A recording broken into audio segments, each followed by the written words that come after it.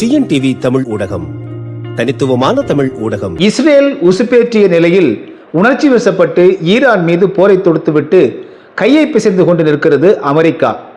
இறங்கி அடித்து களமாடுகிறது ஈரான். இதுதான் இன்றைய நிலவரம். 20 நாட்களை கடந்தும் போர் நீடித்துக் கொண்டிருக்கிறது. ஈரான் நாடு அணு ஆயுதங்களை வைத்திருக்கிறது. அந்த நாட்டினுடைய ஆட்சி அதிகாரத்தில் இருக்கக்கூடியவர்கள் அவர்கள் இஸ்லாம் அடிப்படைவாதிகளாக இருக்கிறார்கள். எனவே அந்த மக்களை துன்புறுத்துகிறார்கள். அந்த மக்கள் எல்லாம் ஒரு விடுதலை பெற வேண்டும் என்று விரும்புகிறார்கள். அந்த நாட்டை விடுதலை பெற விரும்பி ஒரு நல்ல ஆட்சி அமைப்பதற்காக அமெரிக்கா நாங்கள் களமிறங்குகிறோம், அதன் மீது போர் தொடுக்கிறோம் என்று சொல்லிவிட்டு அமெரிக்க காங்கிரசினுடைய, அதாவது அந்த நாட்டினுடைய நாடாளுமன்ற உறுப்பினர்கள் அடங்கிய இரு அவைகளின் அனுமதியின்றி ஒரு போரை தொடுத்துவிட்டு என்ன செய்வது என்று தெரியாமல் அரைக்கணத்தில் நட்டாற்றில் நிற்கிறார் டொனால்ட் ட்ரம்ப் என்பதுதான் உண்மை. இஸ்ரேலை பொறுத்தவரையிலும் அதற்கு ஈரான் மீது தாக்குதல் நடத்த வேண்டும், அங்குள்ள அரசை கலைத்துவிட்டு ஒரு பொம்மை அரசாங்கத்தை நிறுவ வேண்டும் என்பது ஒரு 30-40 ஆண்டு காலமாக அவருடைய கனவு.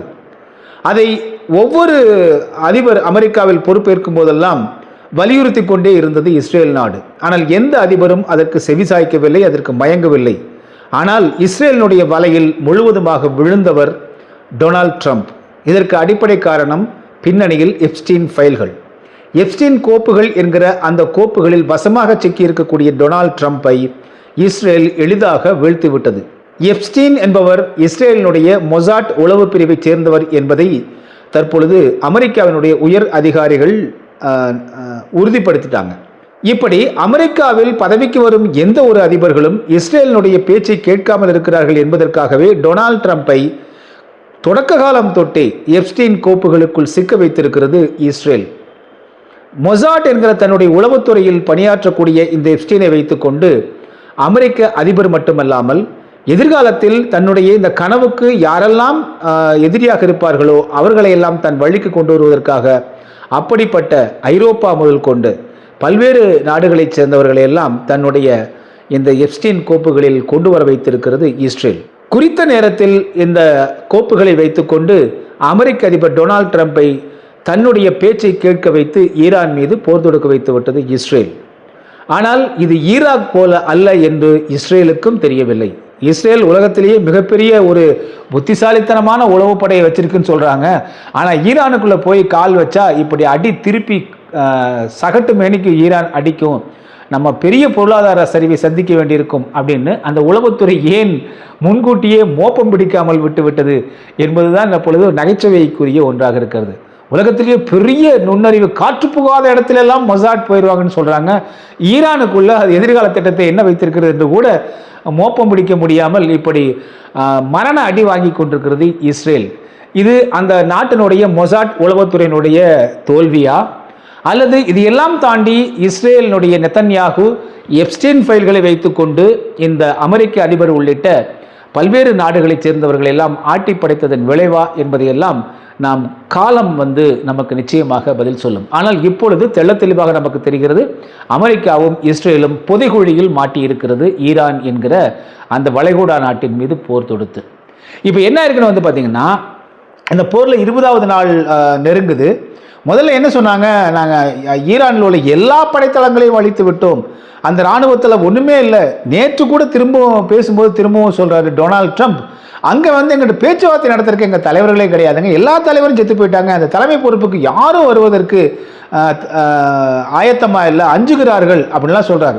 ஆனால் அப்படிலாம் இல்லை. ஆயத்தல்லா கமனாய் அவர்கள் கொல்லப்பட்டதற்கு பிறகு அவருடைய மகன் அந்த பொறுப்புக்கு வந்துட்டார், ஈரானுடைய அதி உயர் தலைவர் பொறுப்புக்கு வந்துட்டார். அதே போல அந்த பாதுகாப்புத்துறை ஆலோசகராக இருந்த தலைவராக இருந்த அலி லாரிஜானி என்கிற அவரையும் இந்த இஸ்ரேல் கூட்டுப்படை கொன்றது.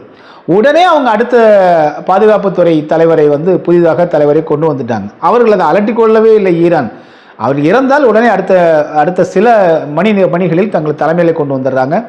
அடுத்ததாக அமெரிக்கா என்கிற பெரும்படையோடு மோதும் போது எப்படி நம் சிறு படையை வைத்துக்கொண்டு புத்திசாலித்தனமாக நகர்த்த வேண்டும் என்பதற்காக இவர்கள் இந்த அசிமெட்ரிக் சிஸ்டம் என்று போரியல்ல சொல்லுவாங்க. சமமற்ற போர் முறை. ஒரு குறைந்த வலிமையுடைய ஒரு படை பெரிய வலிமையுடைய படையை மூளையை பயன்படுத்தி உத்தியை பயன்படுத்தி வீழ்த்துவது என்பதுதான் அது அசிமெட்ரிக் வார்ஃபேர். அதை ஈரான் மிக துல்லியமாக கையாளுகிறது. நம்ம ஏற்கனவே சொல்லியிருந்தோம், இந்த உத்தி முழுக்க முழுக்க இலங்கை வடக்கில் போராடி கொண்டிருந்த தமிழ் போராளிகள் கையாண்ட உத்திகள். குறிப்பாக ஸ்பீட் போட்ஸ் என்று ஆங்கிலத்தில் சொல்லக்கூடிய அதிவிரைவு படகுகள். ஒரு கப்பலை சுற்றி நூற்றுக்கணக்கான படகுகள் வந்து அதில் நிறைய வெடிமருந்துகள் நிரப்பிக்கொண்டு போய் ஒரு பெரிய போர்க்கப்பலை சுற்றி நின்றால் அது எப்பேற்பட்ட பெரிய போர்க்கப்பலாக இருந்தாலும் பின்வாங்கத்தான் செய்யும். அப்படித்தான் அமெரிக்காவின் ஆப்ரஹாம் லிங்கன் பின்வாங்கியது. அதே போல ஜெரால்டு ஃபோர்டு கப்பலும் பின்வாங்கியது. இதே போல தான் அவங்க வந்து பார்த்தீங்கன்னா தற்கொலைப்படை ட்ரோன்கள், இலங்கை வடக்கில் மனிதர்களே தற்கொலைப்படை குண்டுகளை தூக்கிட்டு போயிட்டு அடித்து எதிரியை காலி பண்ணுவாங்க. ஆனால் ஈரானில் என்ன பண்ணால் ட்ரோன்களையே வந்து தற்கொலைப்படை போல அதிவிரைவு படகுகள் எல்லாம் தற்கொலை படகுகளை போல மாற்றி அவர்கள் கையாண்டாங்க. அது மட்டும் இல்லாமல் சிவிலியன்கள் என்று சொல்லக்கூடிய மக்கள் மீது எந்த தாக்குதலும் நடத்தாமல் அமெரிக்க இஸ்ரேல் கூட்டுப்படையினுடைய இராணுவ தளங்கள், இராணுவத்திற்கு உதவக்கூடிய ராடார் சிஸ்டம், சேட்டலைட் சிஸ்டம், இதன் மீது தான் தொடர் தாக்குதல்களை நடத்தி கொண்டே இருக்காங்க. அது மட்டும் இல்லாமல் ஹோர்முஸ் என்கிற இந்த கப்பல்கள் 20 விழுக்காடு கச்சா எண்ணெய் கப்பல்கள் இந்திய பெருங்கடல் வாயிலாக உலக பெருங்கடல்களுக்கெல்லாம் செல்வதற்கான ஒரே நுழைவாயில் வந்து இந்த ஹோர்முஸ் நுழைவாயில். அந்த நுழைவாய் ஈரானுடைய நாட்டு வசம் இருக்கு. அதை அழகாக அடைத்து விட்டது ஈரான். நீரிணையை வந்து அடைத்தது. அதே போல அமெரிக்காவினுடைய இராணுவ தளங்கள் எங்கெங்கெல்லாம் வளைகுடா நாடுகள் இருக்கிறது அவற்றையெல்லாம் தொடர்ந்து தாக்குதல் நடத்துவது, அதே போல இஸ்ரேல் மீதும் தொடர்ந்து தாக்குதல் நடத்துவது என்பதுதான் இந்த ஈரானுடைய உத்தி. இதனால் அமெரிக்காவிற்கு பல ட்ரில்லியன் கணக்கில் வந்து பண இழப்பு ஏற்பட்டிருக்கு. என்ன காரணம்னா, இந்த ஈரான் வந்து பார்த்தீங்கன்னா மிக முக்கியமான இந்த அசிமெட்ரிக் சிஸ்டம் என்று சொல்லக்கூடிய வார்ஃபேர் என்று சொல்லக்கூடிய இந்த உத்தியின் மூலமாக, சமமற்ற போர் முறையின் உத்தியின் மூலமாக விமானங்கள் போலவும் இராணுவ ஹெலிகாப்டர்கள் போலவும் பீரங்கிகள் போலவும் பலூன்களை ஊதி வைத்துக் கொண்டு இவர்கள் வந்து எல்லா இடங்களையும் நிறுத்திட்டாங்க. இந்த அமெரிக்க இராணுவம் இஸ்ரேல் கூட்டுப்படையெல்லாம் பல பில்லியன் F-35 போன்ற உலகத்தையே மிரட்டக்கூடிய போர் விமானங்கள் எல்லாம் எடுத்துட்டு போய் டம்முன்னு குண்டு போட்டா, இவர்கள் குண்டு போட்டதெல்லாம் பலூன்கள் மீது குண்டு போட்டிருக்காங்க. இப்படி அமெரிக்கா இஸ்ரேலினுடைய பெரிய விலை உயர்ந்த ஏவுகணைகளை எல்லாம் வீணடிச்சிட்டாங்க. இப்படி தங்களுடைய ஆயுதங்களை எல்லாம் எங்கோ பத்திரமாக பதுக்கி வைத்துக் கொண்டு பொம்மைகளை வைத்து பலூன்களை வைத்து அமெரிக்காவினுடைய அந்த படை பலத்தை, அந்த இராணுவ பலத்தை, ஆயுத பலத்தை முழுவதுமாக கரியாக்கி அவர்களுக்கு பெரிய இழப்பை ஏற்படுத்திட்டாங்க. இது அமெரிக்காவுக்கு பெரிய பின்னடைவு. ஏற்கனவே அமெரிக்காவில் அதிருப்தி யாருக்கு? டொனால்டு ட்ரம்ப்புக்கு. இது எதுக்கே உனக்கு தேவையில்லாமல் இஸ்ரேலுக்காக போய் ஈரானில் கை வச்ச, ஈராக்லேயும் தோற்று போயிட்ட, ஆப்கானிஸ்தான்லேயும் தோற்று போயிட்ட, வியட்நாம்லேயும் தோற்று போயிட்ட, சிரியாவிலையும் தோற்று போட்ட, நீங்கள் எங்கெல்லாம் அமெரிக்க இராணுவம் போகுதோ அங்கெல்லாம் தோற்றுவிட்டு தான் இதுவரை திரும்பி இருக்கிறது அப்படிங்கிறத கடந்த கால வரலாறு இருக்குது. 99.99999 அளவுக்கு அமெரிக்கா வெளிநாடுகளில் போய் மரண அடி வாங்கி கொண்டு தான் திரும்ப வந்திருக்கிறத பார்க்கிறோம். அதே போல் ஈரானில் கால் வைத்து இப்பொழுது மிகப்பெரிய பின்னடைவு. தேர்தல் வேறு அமெரிக்காவில் இடைக்கால தேர்தல் ஒன்று வரப்போகுது. அப்படிப்பட்ட சூழ்நிலையில் வந்து ட்ரம்ப்புக்கு இது பெரும் பின்னடைவு. ஆனால் இஸ்ரேலை பொறுத்த வரைக்கும் தன்னுடைய கனவு வந்து நலவாயிடுச்சுப்பா, பாடா ஈரானை அடிச்சிட்டோம். ஆனால் ஈரான் திருப்பி அடித்ததில் இஸ்ரேல் சின்ன பின்னமாகி கிடக்கிறது அப்படிங்கிறது தான் உண்மை. அதனுடைய பிரதமர் வந்து நெதன்யாகு அவ்வளோ எளிமையாவெல்லாம் நகர வீதிகள்லாம் வந்தெல்லாம் இல்லை. எங்கேயோ இருந்து திடீர்னு வந்து ஒரு பேட்டி கொடுக்குறாரு, ஒரு ப்ரெஸ் கான்ஃபரன்ஸ் என்று வைக்கிறார். எங்கேயோ ரகசிய இடத்துல இருந்து தான் அவர் கொடுத்துட்ருக்காருன்னு பார்க்குறோம். அமெரிக்காவிற்கு அந்த நாட்டிலேயே எதிர்ப்பு, செனட்டர்கள் எதிர்ப்பு, காங்கிரஸ் எதிர்ப்பு, அடுத்ததாக பணம் வந்து போருக்கு வந்து தொடர்ந்து ரிலீஸ் பண்ண மாட்டாங்க. இப்படிப்பட்ட நிலையில் பிரிட்டன் வந்து என்ன பண்ணாங்கன்னா 2 நாளைக்கு முன்னாடி இந்த ஈரானை தாக்குவதற்கு நாங்கள் உதவுகிறோம், எங்கள் இராணுவ தளத்தை பயன்படுத்தி கொள்ளுங்கள் அப்படின்னு பிரிட்டன் யூகே வந்து அறிவிப்பு வெளியிட்டதுங்க. அறிவிப்பு வெளியிட்ட சில மணி நேரங்களில் இந்தியாவிற்கு தெற்கே கன்னியாகுமரியிலிருந்து 200 கிலோமீட்டர் தெற்கே உள்ள டியகோ கார்சியா என்கிற ஒரு தீவு, அந்த தீவில் அமெரிக்கா மற்றும் பிரிட்டன் ஆகிய 2 இராணுவமே அங்கே தளம் அமைச்சிருக்கு. அந்த தீவை போய் இவங்க பிடிச்சிட்டு அங்கே இருக்கக்கூடிய பழங்குடி மக்கள் எல்லாம் விரட்டிட்டு பிரிட்டன் பாதி எடுத்துக்கிச்சு, அமெரிக்கா பாதி எடுத்துட்டு இராணுவ தளத்தை அங்கே வச்சிருக்கு. அந்த தளத்தின் மீது ஈரானில் இருந்து கொண்டு 4000 கிலோமீட்டர் பாயக்கூடிய ஒரு ஏவுகணையை வீசி இருக்கிறது ஈரான். இது வார்னிங் ஷாட் என்று ஆங்கிலத்தில் அது சொல்லுது, எச்சரிக்கை தாக்குதல். இதில் என்ன பெரிய அதிர்ச்சின்னா, ஈரான் கிட்ட 2000 கிலோமீட்டர் அளவுக்கு தான் ஏவுகணை இருக்கு அப்படின்னு உலக நாடுகளாக நினைச்சிட்டு இருந்தது. நேற்று ஈரானிலிருந்து அப்படியே நம்ம இந்தியாவு மேலே தாண்டி போய் நேராக வந்து கொண்டு போய் அங்கே டியகோ கார்சியா தீவு மேலே அடிச்சிருக்காங்க. இதை கண்டு அலறிட்டாரு ட்ரம்ப். ஆகா இது எங்கே வில்லங்கமாக போகுது அப்படின்னு. என்ன காரணம்னா இதே பகுதி இந்த ஏவுகணை தாண்டி போன பகுதி இலங்கைக்கு பக்கத்தில் தான் ஈரானுடைய போர்க்கப்பலை, அது ஒரு இந்த கப்பல் ஷோ ஷிப்புன்னு சொல்லுவாங்க, கண்காட்சிக்கு வரக்கூடிய அந்த படகு, அதில் பூரா பேண்டு வாத்திய கோஷ்டி தான் இருந்தாங்க, இராணுவத்தினர்லாம் இல்லை. அந்த கப்பலை டார்பிடோ வைத்து அடித்தது அமெரிக்க கப்பற்படை.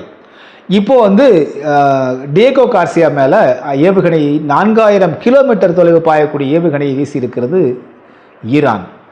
ஆக ஈரான் தெள்ளத் தெளிவாக உறுதியாக தன் 2 கால்களையும் நிலத்தில் பரப்பி நின்று கொண்டு மார்பை காட்டிக்கொண்டு அது அமெரிக்கா மற்றும் இஸ்ரேலை எதிர்த்து நின்று போர் புரிந்து கொண்டிருக்கிறது. இஸ்ரேலாலும் இவர் தொடர்ந்து அடுத்த தாக்குதலை சமாளிக்க முடியல, அமெரிக்காவாலும் சமாளிக்க முடியவில்லை. ஏனென்றால் அமெரிக்காவும் இஸ்ரேலும் இணைந்து வருகிறது என்றால் ஈரான் உடனே கையை கட்டி வாயை பற்றி கொண்டு அது அடிமையாகிவிடும் என்று நினைத்தார்கள். ஆனால் அதன் முதல் இலக்கு வளைகுடா நாடுகளில் உள்ள அமெரிக்க இராணுவ தளங்களை தொடர்ந்து அடித்தது. இஸ்ரேல் மீதும் தொடர்ந்து தாக்குதல் நடத்தியது. இப்பொழுது கிரேட் பிரிட்டன், யூகே பிரிட்டன் வருகிறது என்றவுடன் பிரிட்டனும் அமெரிக்காவும் கூட்டு படைத்தளம் அமைத்திருக்கிற அந்த தீவின் மேலேயே ஈரானிலிருந்து கொண்டு 4000 கிலோமீட்டருக்கு ஏவுகணை ஏவியது என ஈரான் இறங்கி களமாடி கொண்டிருக்கிறது. இதற்கு மேல் அமெரிக்காவிற்கும் இஸ்ரேலுக்கும் வேறு வழியே இல்லை. ஒன்று, அவர்கள் அணு ஆயுதத்தை பயன்படுத்தி முற்றாக அழிக்க வேண்டும். அப்படி செய்தாங்கன்னா அமெரிக்காவும் இஸ்ரேலும் இருண்ட காலத்துக்கு போயிடும். இந்த உலக வரைபடத்திலிருந்து பிற உலக நாடுகளால் அது மிகவும் பின்தள்ளப்பட்டுவிடும். அத்தகைய தற்கொலையை முயற்சியை அவர்கள் செய்ய மாட்டார்கள். அடுத்ததாக அவர்களுக்கு இருக்கக்கூடிய ஒரே வாய்ப்பு இந்த போரை நிறுத்துவது மட்டுமே. இப்படிப்பட்ட ஒரு நெருக்கடியை ஈரான் அமெரிக்காவிற்கும் இஸ்ரேலுக்கும் ஐரோப்பிய நாடுகளுக்கும் கொடுத்திருக்கிறது.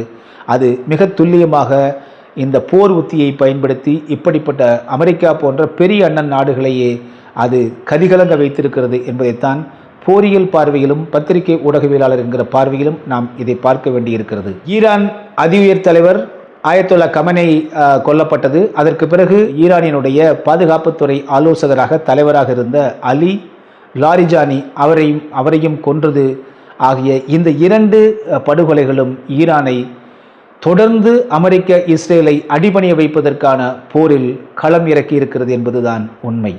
மீண்டும் மற்றொரு காணொலியில் உங்களை சந்திக்கிறேன். அதுவரை நன்றி, அன்பு, வணக்கம். டிஎன்டிவி தமிழ் ஊடகம், தனித்துவமான தமிழ் ஊடகம்.